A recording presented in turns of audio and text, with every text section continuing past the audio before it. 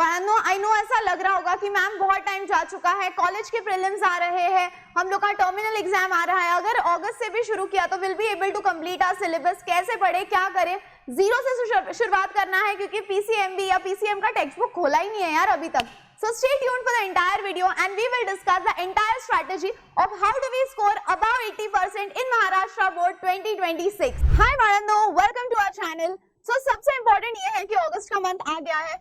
अब ऐसा लग रहा है कि अरे यार बहुत टाइम चला गया है क्या, क्योंकि प्रीलिम्स आ रहे हैं, टर्मिनल्स आ रहे हैं, what should be done? So here I have a complete roadmap of your physics, chemistry, maths, physics, chemistry, bio. या अगर आपका जनरल ग्रुप है पीसीएमबी तो उसके लिए क्या करना है. I have broken the entire timetable down. मैंने उसको मंथ्स में डिवाइड किया है, फिर मंथ्स को वीक में किया है, how to split the chapters, ये सब कुछ हम डिटेल देखने वाले हैं. And make this time table with me today. और अगस्त का टारगेट हम अचीव करेंगे, फिर आएंगे सितंबर के साथ with a new target. Are you ready बड़नो? चलो दे. अब देखो सबसे पहले आपको क्या करना है. अपन बोलता है ना कि अगर मुझे जंग पे जाना है तो I have to know more about my दुश्मन, ये बात तो सही है. वैसे ही before you start doing something, ये नहीं है कि फिजिक्स, केमिस्ट्री, मैथ्स या पीसीबी या पीसीएमबी मेरे सब्जेक्ट्स है, बट यू शुड नो कि उन सब्जेक्ट्स में एग्जैक्टली क्या है and how do I plan those subjects, और मेरे पास सबसे इंपॉर्टेंट टाइम कितना है. तो अभी जितने बचे हुए मंथ्स हैं, we are going to divide the remaining months in 3 phases. Ma'am remaining months को 3 फेजेस में हम कैसे डिवाइड करेंगे? तो अगस्त और सितंबर जो हुआ दैट बिकम्स आवर फेज 1, ठीक है. फिर ये हुआ अपना phase 2, this becomes our phase 2 and this becomes our phase 3. ठीक है. So August, September phase 1, October, November phase 2 and December and January is the phase 3.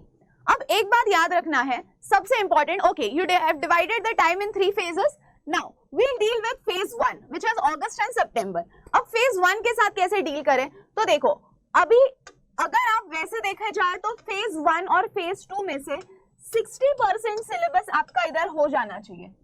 So 60% syllabus अगर इधर हो जाएगा तो फिर ये रिमेनिंग मंथ्स में अक्टूबर और नवंबर में 40% सिलेबस बचना चाहिए. वैसे तो 40 भी बहुत ज्यादा है, बट अभी we will have to rush क्योंकि अपने को डेली के टारगेट ज्यादा रखने पड़ेंगे. सो अक्टूबर नवंबर में 40% बचना चाहिए. In December and January we are completely going to focus on revision and paper solving.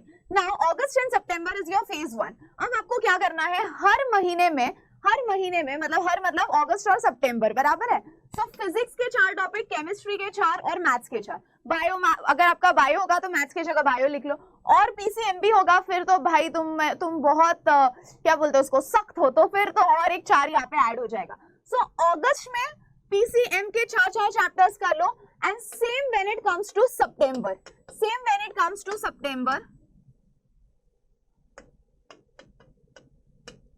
Physics, chemistry, maths. So again 4, 4, 4. इतना तो क्लियर है, ये मैं आगे और डिटेल बताती हूँ. अब फेज 1 पे फोकस करो, फेज 2, फेज 3 को साइड में रख दो, जब वो टाइम आएगा तो मैं उससे डील करूंगी.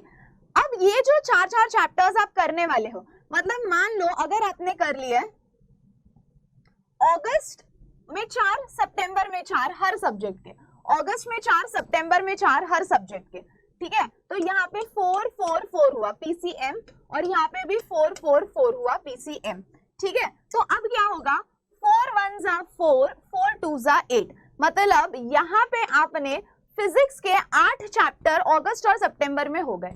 केमिस्ट्री में भी 8 चैप्टर आपके हो गए अगस्त और सितंबर मिला के, और मैथ्स के भी 8 चैप्टर्स हो गए. तो आप तो बोलोगे मैम 8 तो बहुत ही कम है, रुको जरा सब्र करो.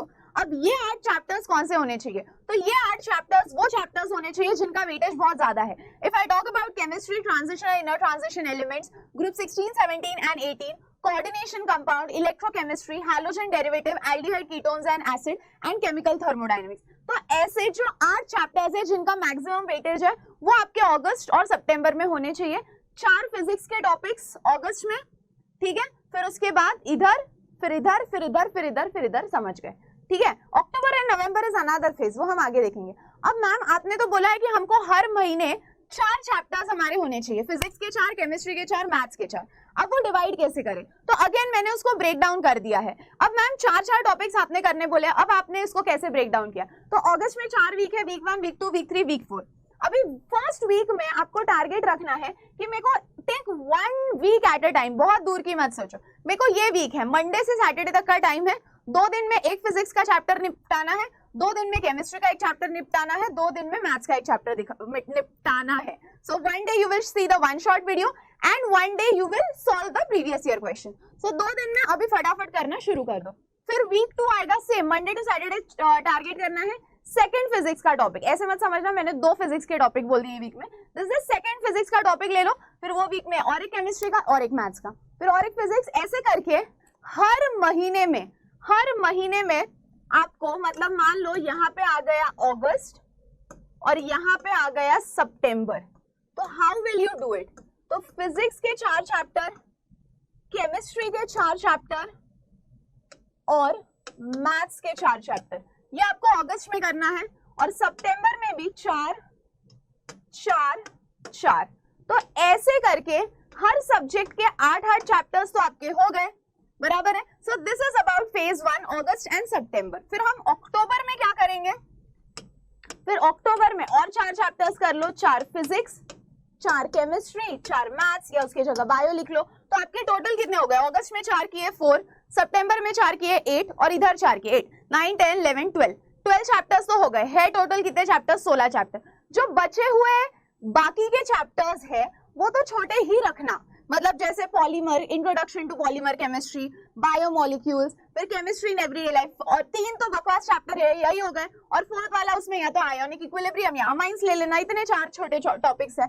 सो अगस्त में 4, सितंबर में 4, अक्टूबर में 4, इतना भी अगर आपने कर लिया तो नवंबर से we are free to start with the revision.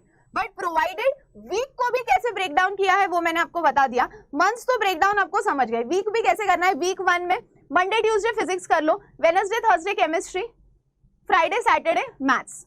कोई बीच में एक दिन मिस हो गया तो संडे, नहीं तो संडे को तो मैं आपको बोलने वाली थी प्रीवियस ईयर क्वेश्चंस देखो और रिवीजन करो। फिर week 2 Monday Tuesday physics, Wednesday Thursday chemistry, Friday Saturday maths. फिर week 3 same same same same, ऐसे करके 4 और 4 8 चैप्टर्स तो भी बहुत ही डिटेल में टिल सितंबर होने ही चाहिए।